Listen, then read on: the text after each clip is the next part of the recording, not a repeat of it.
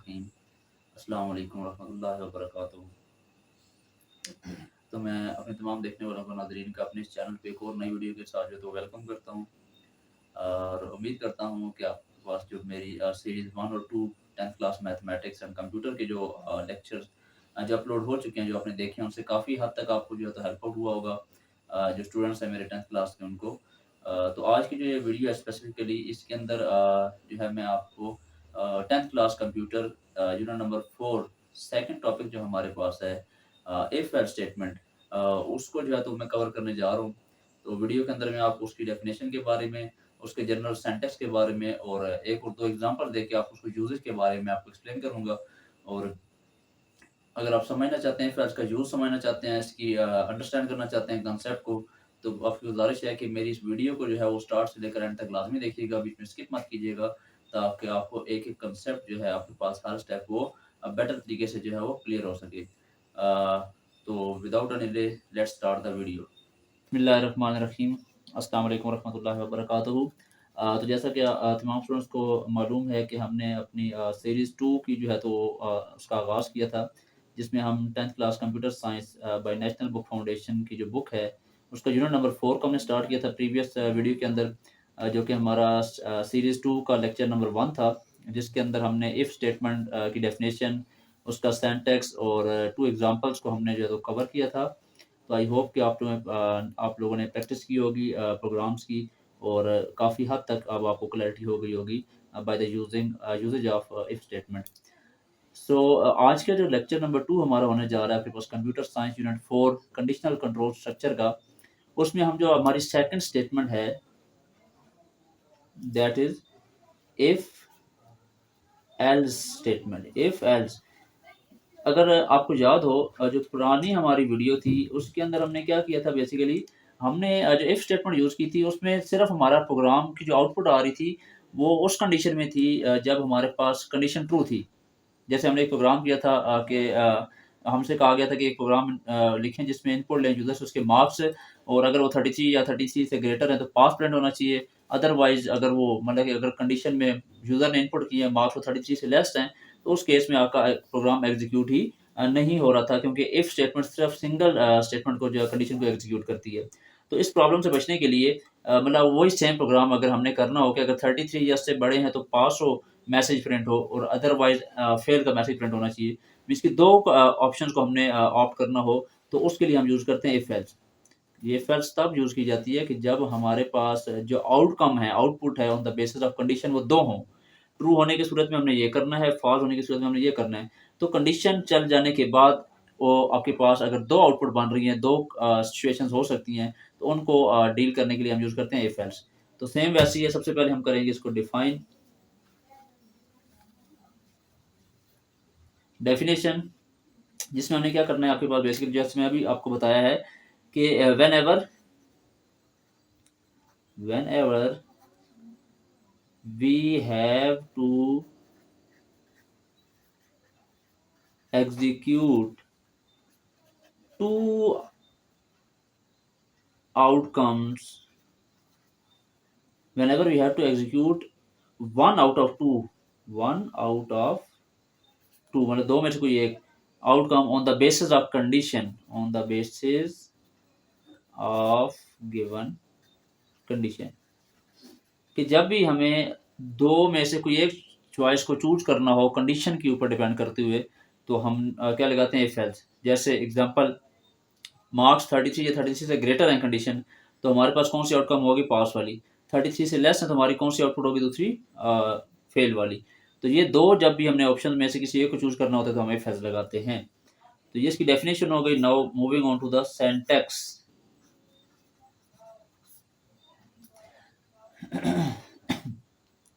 Syntax basically ये आपके पास कि सबसे पहले इफ वाला जो सिंटैक्स था वो तो सारा सेम लिखना है हमने। इफ कंडीशन लगाएंगे ब्रैकेट में,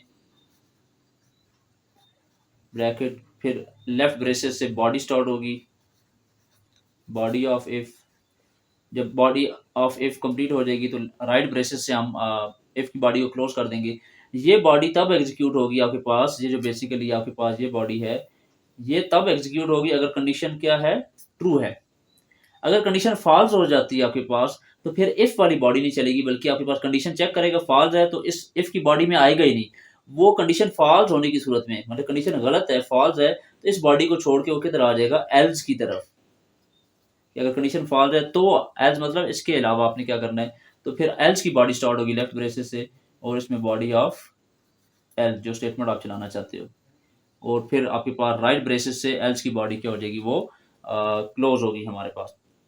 तो let's do a program now. एक एग्जांपल लेते हैं इसकी हम। सेम वही प्रोग्राम, सबसे पहले मैं एग्जांपल में लिख रहा हूँ कि राइट अ प्रोग्राम। मैं क्वेश्चन की स्टेटमेंट नहीं लिख रहा, डायरेक्ट प्रोग्राम लिखूंगा। स्टेटमेंट मैं सिर्फ आपके लिए डिक्टेट कर रहा हूँ। That we have to write a program in which we have to input the marks of the user and print a pass message if marks are equal or greater than 33, and print a fail message if the given marks are less than 33। समझ आ गई कि एक programme ऐसा लिखना है आपने कि जिसमें एक बंदे के मार्क्स इनपुट लेने हैं किसी एग्जाम या टेस्ट के, और फिर हमने मैसेज प्रिंट करवाना है पास का अगर वो 33 या 33 से बड़े हैं, और मैसेज प्रिंट हो फेल का अगर वो 33 से कम है। तो दो आउटकम है, या 33 एंड अबव या below 33।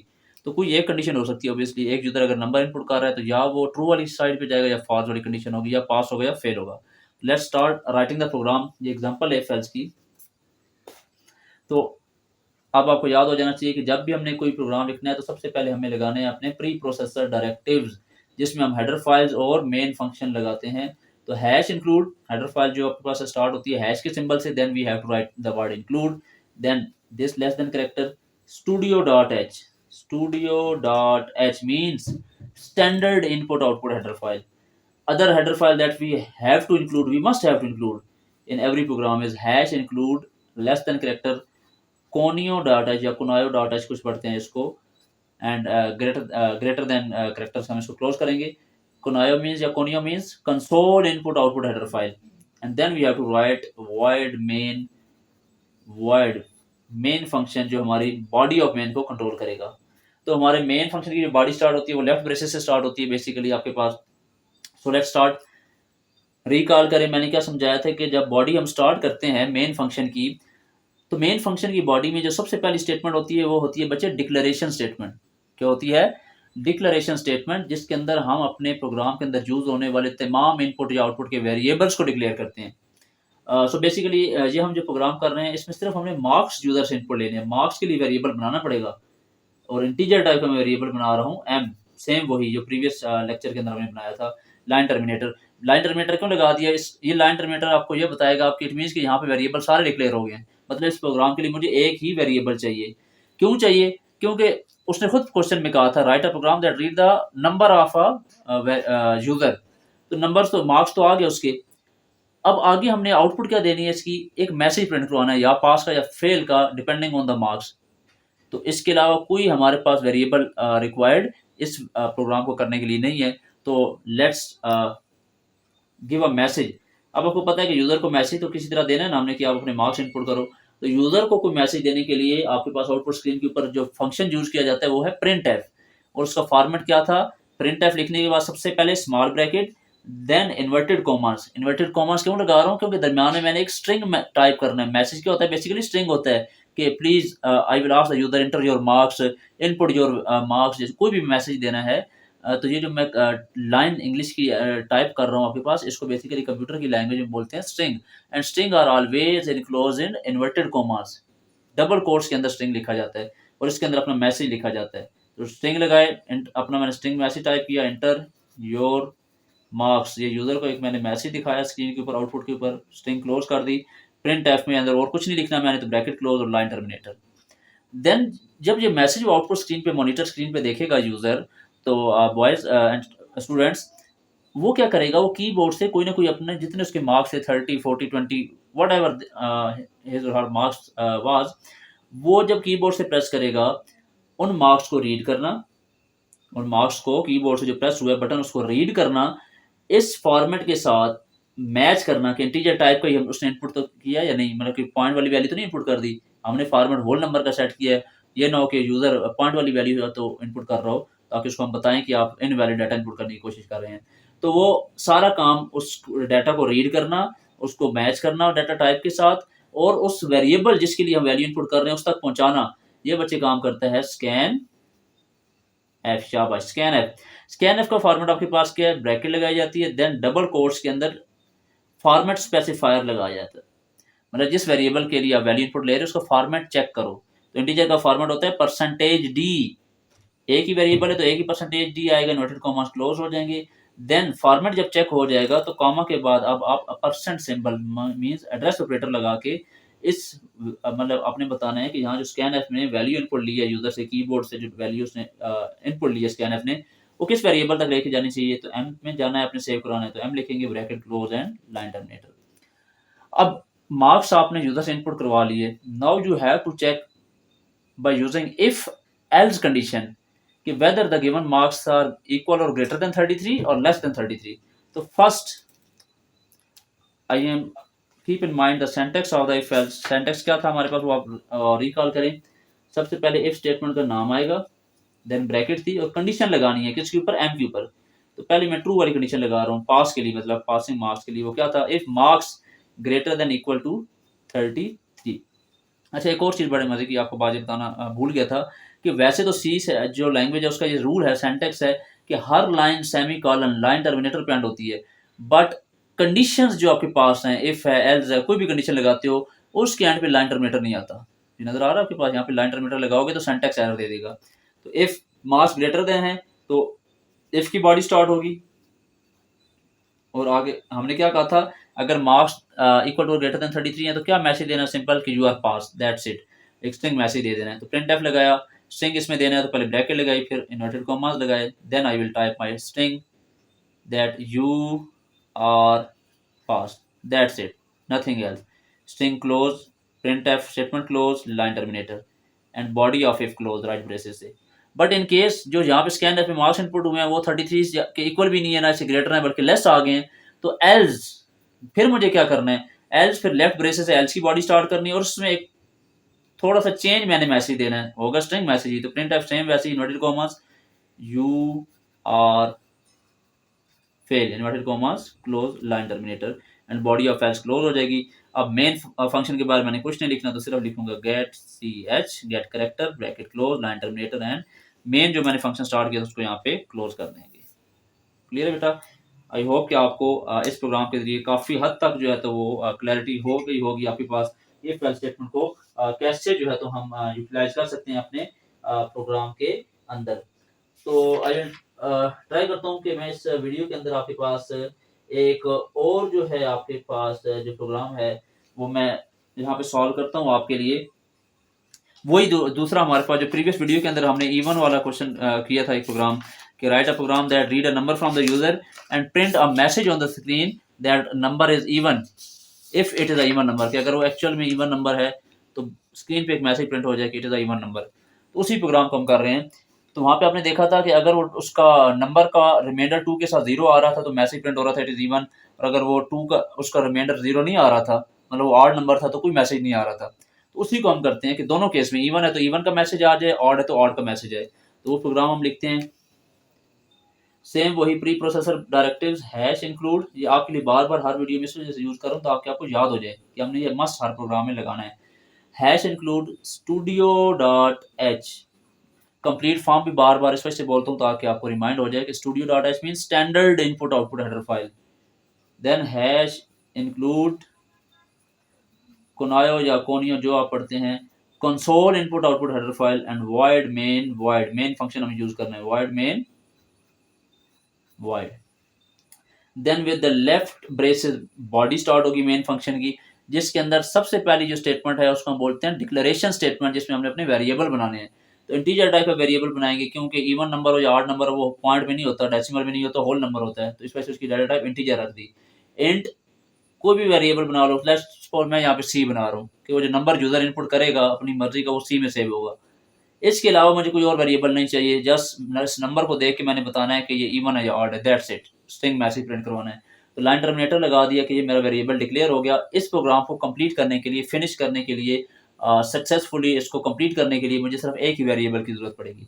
Now I have to take the value of this variable c from the user, so I have to give a message to the user. तो मैसेज कैसे देते हैं बच्चे, yes, by using the print function, print f. So print f का आपके पास pattern है वो कुछ इस तरह से आपके पास कि आप ब्रैकेट लगाते हो स्मॉल, फिर इन्वर्टेड कॉमर्स, डबल कोट्स लगाते हो, फिर अपना मैसेज लिखते हो। तो इंटर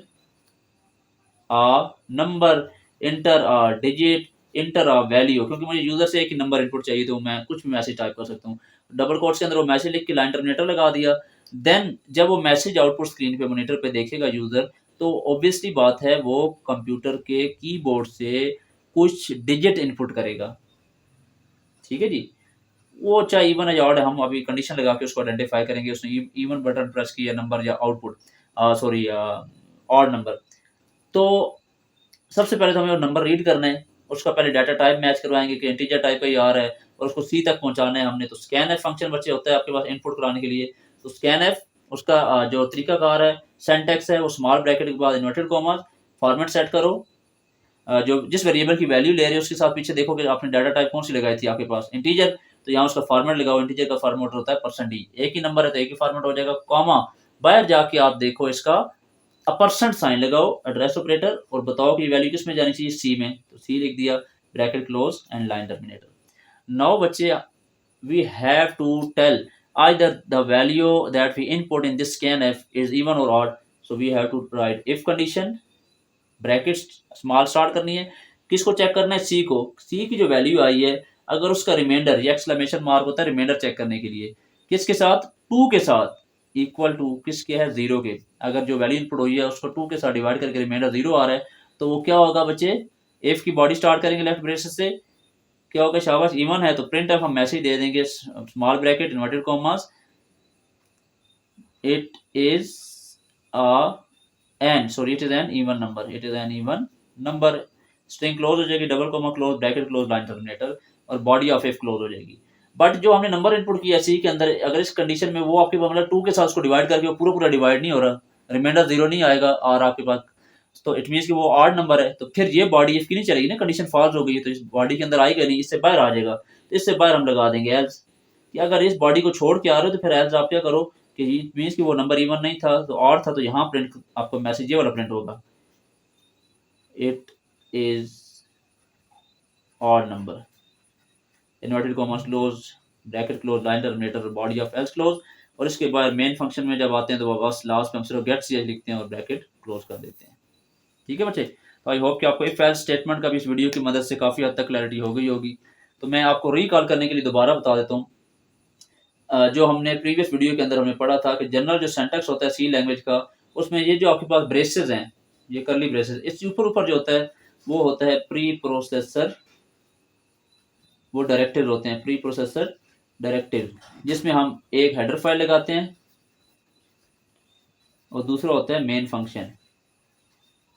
ठीक है बच्चे, देन जो बॉडी ये स्टार्ट होने के बाद ये जो सबसे पहली लाइन है ये, इसको हम बोलते हैं डिक्लेरेशन स्टेटमेंट। ये क्या है, शाबाश, डिक्लेरेशन स्टेटमेंट। फिर जो हम लगा रहे हैं सेकंड, जो मैंने ये प्रिंट एफ लगाया जाता है, इसको बोलते हैं आउटपुट फंक्शन। ये क्या है, आउटपुट फंक्शन, हम यूजर को कोई आउटपुट स्क्रीन पे मैसेज दे रहे हैं। देन उसके बाद जो लाइन लगाई मैंने यूज किया scan f, that is known as input function, जहां यूजर वैल्यू अपनी इनपुट कर रहा था। ये मैं आपको वो हायरार्किकल स्ट्रक्चर समझा रहा हूँ कि किस सीक्वेंस में प्रोग्राम चलता है सी का।